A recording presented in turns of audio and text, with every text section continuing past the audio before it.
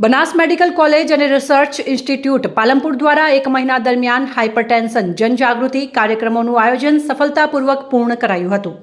National medical commission અને આરોગ્ય અને પરિવાર કલ્યાણ મંત્રાલયના નિર્દેશોને અનુસરીને બનાસ મેડિકલ કોલેજ અને રિસર્ચ ઇન્સ્ટિટ્યૂટના કોમ્યુનિટી મેડિસિન વિભાગ દ્વારા હાઇપરટેન્શન મહિનાના અંતર્ગત જનજાગૃતિ અને લોકોના સ્વાસ્થ્ય તેમજ સુખાકારી અર્થે રેલી, સેમિનાર, મેડિકલ નિદાન કેમ્પ, મંદિરોમાં, મેળામાં, વૃદ્ધાશ્રમમાં, કોલેજોમાં વિડીયો તેમજ સોશિયલ મીડિયાના માધ્યમ થકી લોકો સુધી પહોંચવાની ભાગીરથ અને નૈતિક કામગીરી હાથ ધરવામાં આવી હતી.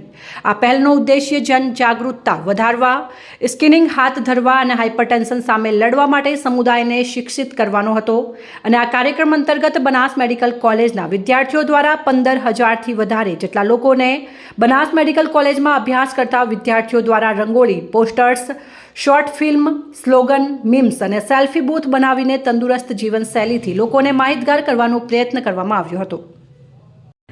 ગલબાભાઈ નાનજીભાઈ પટેલ ચેરિટેબલ ટ્રસ્ટ દ્વારા સંચાલિત Banas medical college and research institute પાલનપુરના પ્રમુખ શ્રી પીજે ચૌધરી સરના માર્ગદર્શન હેઠળ કમ્યુનિટી મેડિસિન વિભાગ દ્વારા ministry of health and family welfare and national medical કમિશનના નિર્દેશોને અનુસરીને વિશ્વ હાઇપરટેન્શન મહિનાની સફળતાપૂર્વક ઉજવણી કરવામાં આવી હતી.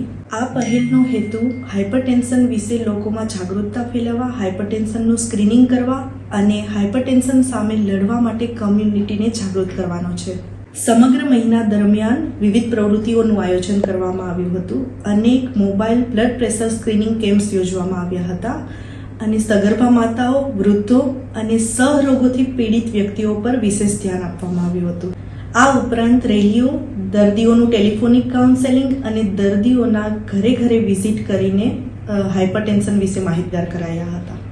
મેડિકલ સ્ટુડન્ટ્સ દ્વારા rangoli, posters, short films, slogan, memes અને સેલ્ફી બૂથ બનાવીને હાઇપરટેન્શન વિશે લોકોને માહિતગાર કરવાના ઇનોવેટિવ પ્રયત્નો હાથ ધરવામાં આવ્યા હતા. આ પહેલથી બનાસકાંઠાના 15,000થી વધારે લોકો સુધી પહોંચી હાઇપરટેન્શન વિશે જાગૃતિ ફેલાવાઈ છે અને 500થી વધારે નવા હાઇપરટેન્શનના દર્દીઓની ઓળખ કરાઈ છે. બનાસ મેડિકલ કોલેજ દ્વારા ફ્યુચરમાં પણ આવી સેવાઓ અવિરત ચાલુ રાખવાનું પ્લાનિંગ છે.